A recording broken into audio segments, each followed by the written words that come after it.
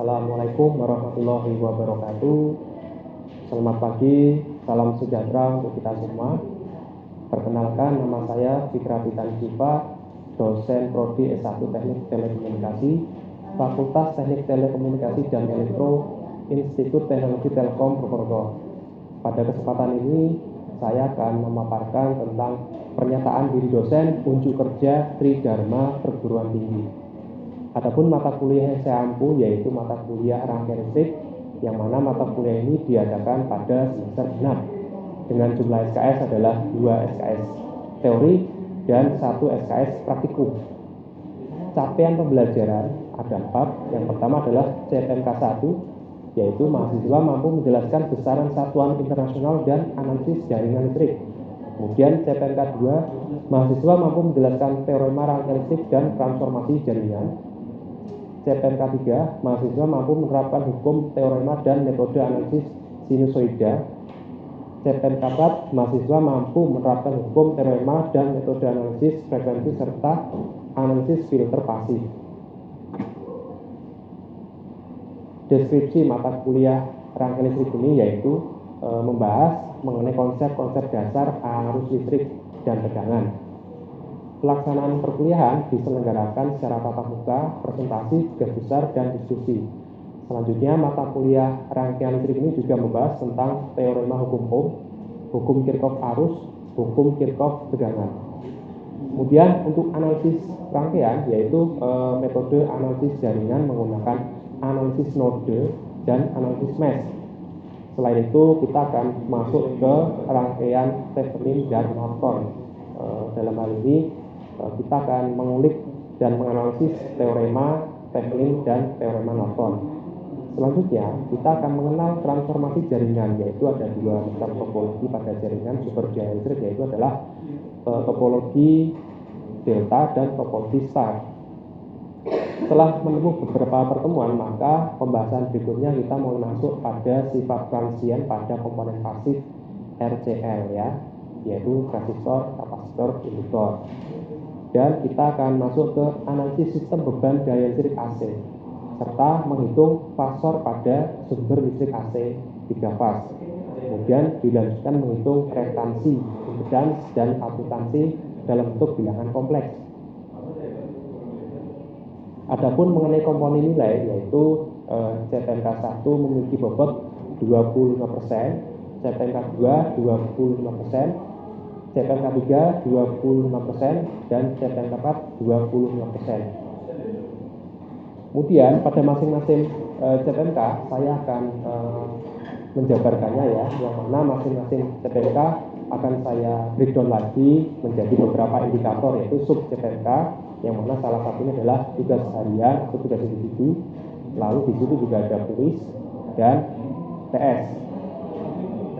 Untuk kesimpulannya ya, untuk masing-masing penilaian komponen penilaian tadi, UTS memiliki poin 20%, kemudian UAS 25%, kuis 10%, tugas individu 20%, tugas besar 25%. Adapun mengenai silabus perkuliahan praktis ini, yang pertama adalah kita akan belajar mengenai besaran dan satuan standar internasional ya, dan dilanjutkan dengan rangkaian seri dan rangkaian paralel pada resistor. Kemudian untuk pertemuan 2 kita akan masuk ke hukum Ohm, hukum Kirchhoff arus, dan hukum Kirchhoff tegangan untuk mencari berapa nilai arus tegangan yang berlaku pada sirkuit. Ya. Untuk pertemuan ketiga dan pertemuan keempat kita akan membahas tentang analisis rangkaian menggunakan metode simpul atau node dan metode mesh.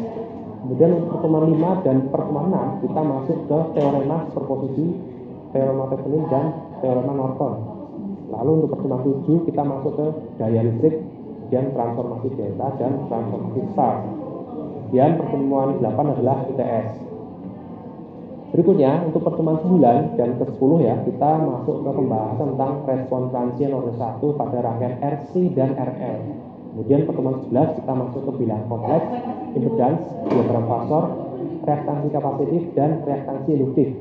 Lalu untuk pertemuan 12 kita masuk perhitungan arus dan tegangan pada fasa, kemudian segitiga daya, power factor pada rangkaian AC 3 faz, dan frekuensi cut off filter pasif orde 1, lalu dilanjutkan dengan kuis. Kuis ini akan saya adakan pada e-learning. Nah, kemudian pertemuan 13, 14, dan 15 kita akan isi dengan presentasi sudah besar kelompok. Lalu pertemuan 16 adalah kita adakan UAS, ujian akhir semester. Nah, untuk perlengkapan yang harus dibawa oleh mahasiswa yaitu kita harus menggunakan scientific calculator ya, yang mana kita akan belajar menghitung operasi atau operator pada analisis rangkaian karena kita akan dihadapkan dengan angka-angka. Lalu untuk materi pembelajaran ya ada 10 poin. Yang pertama adalah analisis perhitungan arus listrik dan tegangan. Kemudian yang kedua, mengenal karakteristik komponen yang digunakan seperti komponen pasif RCL pada rangkaian. Lalu yang ketiga adalah parameter respon transient rangkaian orde 1. Kemudian yang keempat adalah konstanta rendaman respon alamiah rangkaian orde 2. Kemudian yang kelima, arus tegangan dari medan dalam bentuk kompleks dan fasor. Kemudian yang keenam adalah arus tegangan AC sinusoida dengan menggunakan hukum metode dan teorema rangkaian listrik. Kemudian yang ketujuh adalah daya kompleks dengan menggunakan segitiga daya pada rangkaian AC sinusoida. Kemudian yang delapan adalah faktor daya. Dan yang sembilan adalah arus tegangan pada rangkaian 3 faz. Kemudian yang ke-10 adalah frekuensi cut-off filter pasif orde 1. Untuk mendukung sistem pembelajaran selama 1 semester ke depan, saya menggunakan mekanisme yaitu perkuliahan ini diselenggarakan secara tatap muka, dan kita akan menggunakan platform e-learning yaitu platform learning management system yang disediakan oleh kampus. Lalu untuk metode pembelajaran saya menggunakan ceramah ya, yang berikutnya saya selingi dengan tutorial latihan soal dan demonstrasi alat. Kemudian saya juga menggunakan software untuk melakukan simulasi rangkaian. Software ini saya menggunakan software Antispice. Kemudian untuk metode pembelajaran yang berikutnya adalah interaksi dan tanya jawab, lalu bisa dilakukan secara diskusi kelompok pada tugas besar. Kemudian untuk bahan ajar selama 1 semester ke depan ya, saya menggunakan RPS dan slide presentasi, kemudian beberapa e-book sebagai sumber referensi. Nah, ini adalah salah satu referensi yang saya gunakan ya, yaitu referensi dari buku karangan Muhammad Ramdhani, kemudian buku karangan oleh Susanti Yohana, Agus Jono, Rana Dewi, dan buku karangan oleh Ismail Budiani. Berikutnya kita akan mendengarkan video pembelajaran rangkaian listrik. Assalamualaikum warahmatullahi wabarakatuh. Waalaikumsalam warahmatullahi wabarakatuh. Selamat pagi semuanya. Baik, bagaimana kabar kalian semua? Semoga semuanya dalam keadaan sehat walafiat ya. Baik, untuk materi hari ini kita akan melanjutkan pembahasan tentang hukum Kirchhoff arus dan hukum Kirchhoff tegangan ya.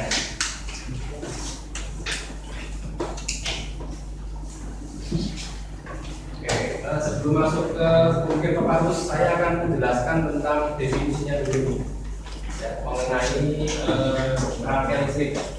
Ya, jadi rangkaian listrik merupakan interkoneksi dari sekumpulan elemen atau komponen tertentunya ditambah dengan rangkaian penghubung di mana disitu dengan cara tertentu yang memiliki satu lintasan tertutup atau loop yang tertutup. Kemudian untuk di dalam sebuah rangkaian listrik yaitu ada 2 buah elemen. Yang pertama adalah elemen pasif dan elemen aktif. Untuk elemen aktif adalah elemen yang menghasilkan energi ya. Nah, dalam hal ini adalah sumber tegangan dan sumber arus. Kemudian untuk elemen pasif adalah elemen yang tidak dapat menghasilkan energi atau komponen resistor, kapasitor, atau induktor. Nah, ini termasuk dalam elemen pasif. Oke, nah ini ya elemen pasif. Oke, contohnya untuk elemen pasif yaitu resistor, induktor, dan kapasitor. Ya, di pertemuan sebelumnya kita sudah membahas tentang hukum ya, yang mana menyatakan bahwa besar arus yang besar tegangan ya berbanding lurus dengan besarnya arus. Nah, ini ada kaitannya dengan elemen pasif juga ya. kalian sudah familiar dengan resistor ya? Sudah pernah lihat ya? Untuk induktor dan kapasitor belum pernah lihat? Oke, nanti kita coba ya. Nah, kita masuk ke resistor dulu ya. Jadi fungsi dari resistor itu sebagai penghambat, bisa kita manfaatkan juga sebagai pembagi arus dan pembagi tegangan. Nah, di pertemuan sebelumnya sudah kita bahas tentang R series dan R paralel, yang mana R series adalah rangkaian pembagi tegangan, sedangkan R paralel R yang di paralel adalah rangkaian pembagi arus. Ya, oke. Kemudian kapasitor. Nah, kapasitor ini menyimpan energi dalam bentuk medan listrik ya. Satuan dari kapasitor adalah farad ya. Kemudian untuk induktor, nah ini seperti kumparan ya atau lilitan. Nah, satuan dari induktor adalah Henry. Oke. Nah, ini cukup ya. Secara matematis dirumuskan V sama dengan si kali R. Nah, ini tadi ya, menyampaikan bahwa tegangan pada pengantar berbanding lurus dengan arusnya. Jadi kalau arusnya besar maka tegangan juga naik. Nah, kita masuk ke hukum Kirchhoff arus atau dalam beberapa referensi ya disebut dengan Kirchhoff current law, singkat KCL ya. Ini pasti keluar ketika nanti kuis dan UTS ya. Jadi silakan diperhatikan. Oke, hukum Kirchhoff arus menyatakan bahwa arus yang memasuki dalam suatu percabangan atau sikur sama dengan arus yang keluar. Jadi sigma I sama dengan 0. Dengan kata lain, aljabar penjumlahan arus ketika memasuki sebuah percabangan yaitu sama dengan 0. Nanti ada beberapa contoh soal ya. Oke, mungkin saya gambarkan di sini misalkan saya memiliki 4 buah cabang ya. Di sini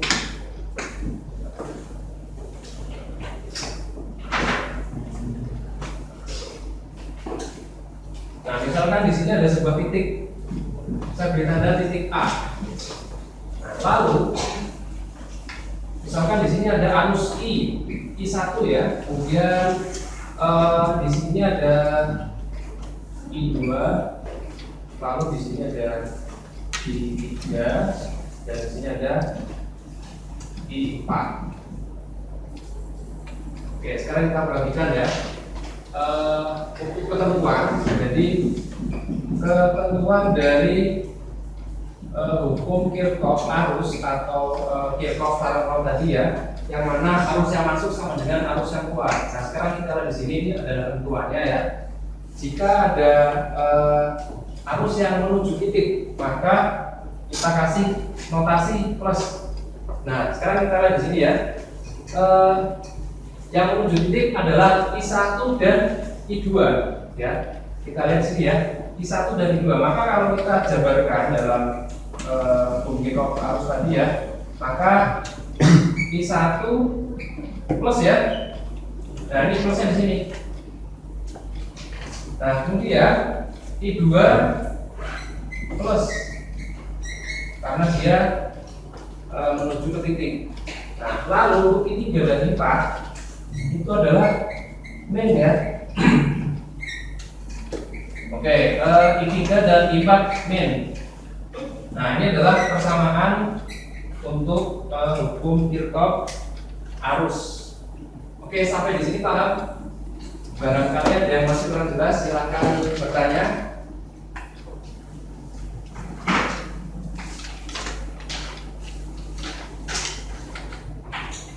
Oke, kita lanjutkan ya.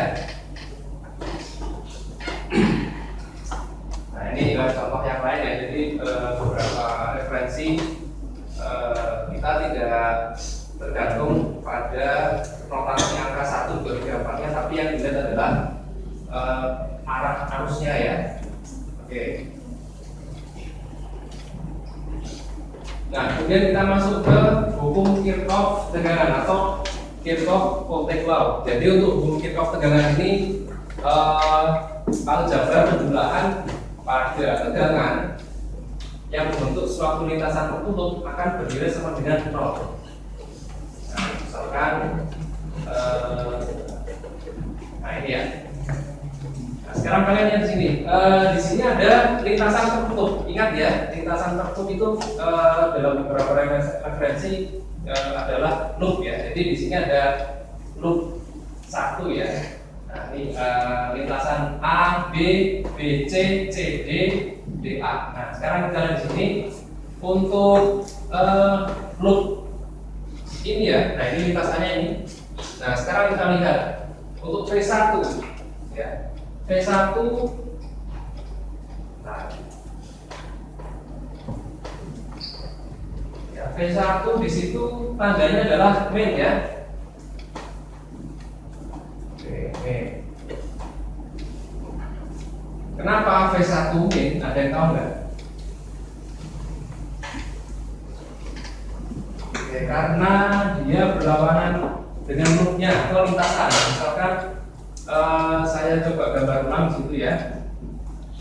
Ini ada sebuah satu daya, lalu di sini ada R, kemudian di sini ada arus ya, sumber arus. Nah, kemudian di sini ada loop. Nah, untuk lintasan berikut ya, A, B, C, D, A. Oke, A, B, C, D, A. Berarti membentuk loop searah jarum jam. Nah, untuk hukum Kirchhoff arus, jika ada sumber tegangan yang mana dia berlawanan dengan loopnya. Nah, berlawanan itu maksudnya ini. Ya, dia berlawanan ya. Misalkan loopnya searah jarum jam. Sekarang kita lihat di P1 ini. Nah, ibaratnya ini adalah sebuah perjalanan ya, kita naik tangga. Jadi jika ada notasi yang berlawanan tadi, maka kita kasih tanda min. Nah, P1 berarti kita kasih tanda min di sini. Nah, kemudian untuk V2. Nah, ini yang di sini kan ada, misalkan di sini ada V2 ya, atau VR ya. Nah, untuk V2 itu kita kasih tanda plus. Oke. Kemudian untuk V3 di sini misalkan ya tadi ya.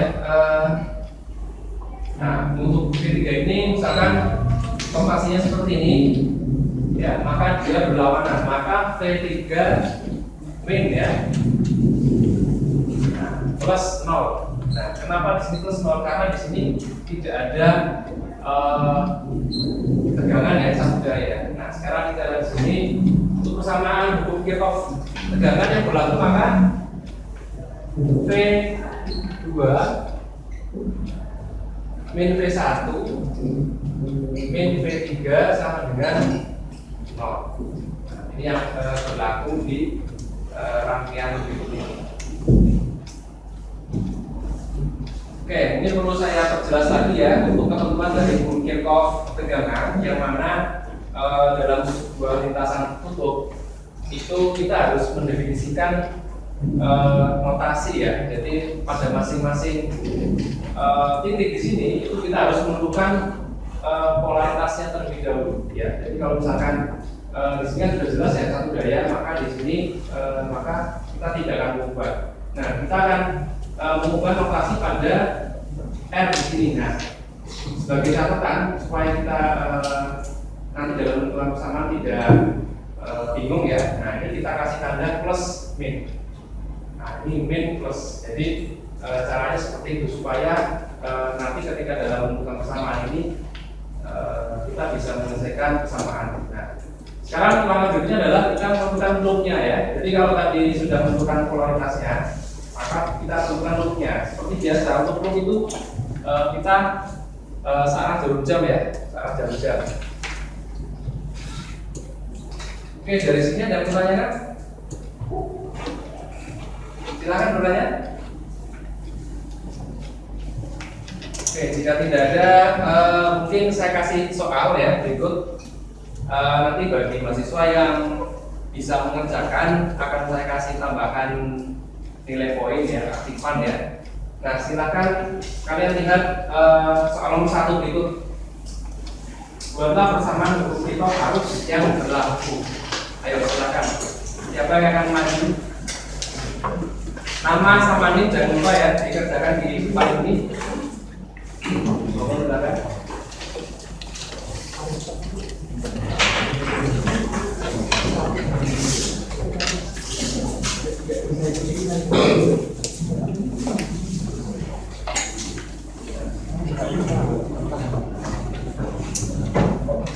Ya silakan Mas. Nah ini ya.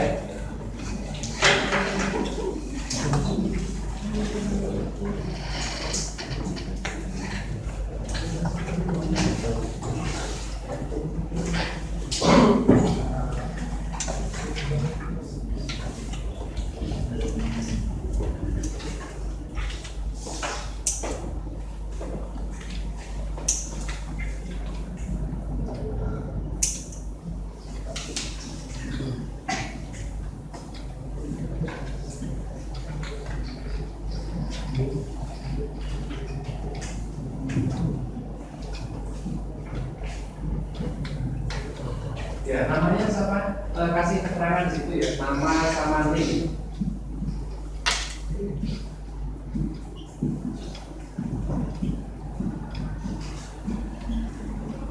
Mas, apa namanya Mas Harta ya?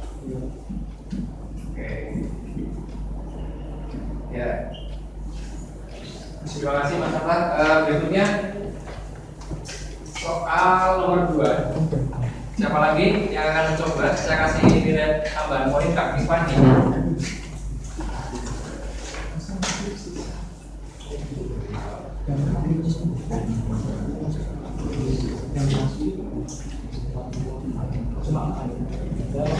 Ya, silakan Mas.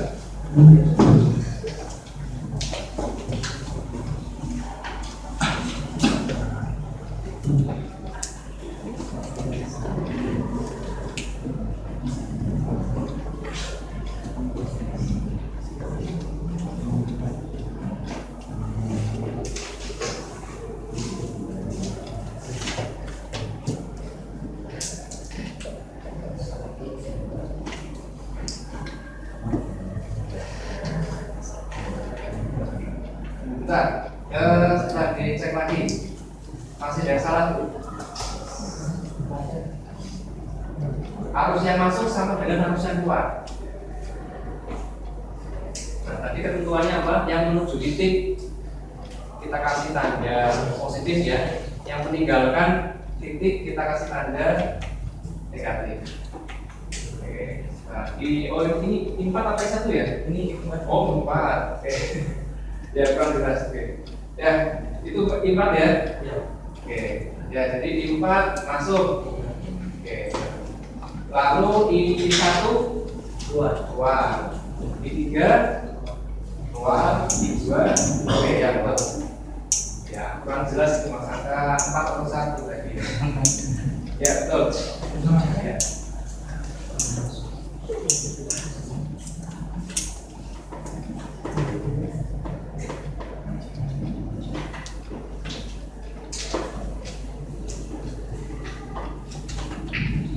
Terima kasih Mas Rafif ya. Oke, rekan-rekan yang lain tolong diperhatikan lagi ya. Jadi ketika kita akan menganalisis sebuah rangkaian listrik, kita harus mengedepankan tadi ya hukum Kirchhoff arus dan hukum Kirchhoff tegangan. Yang mana hukum Kirchhoff arus menyatakan bahwa aljabar penjumlahan arus pada suatu lintasan ya adalah sama dengan 0 atau dengan kata lain arus yang masuk sama dengan arus yang keluar. Ya, terima kasih Mas. Oke, sampai di sini ada yang mau tanyakan? Tidak ada? Baik, jadi mungkin itu saja untuk pertemuan hari ini.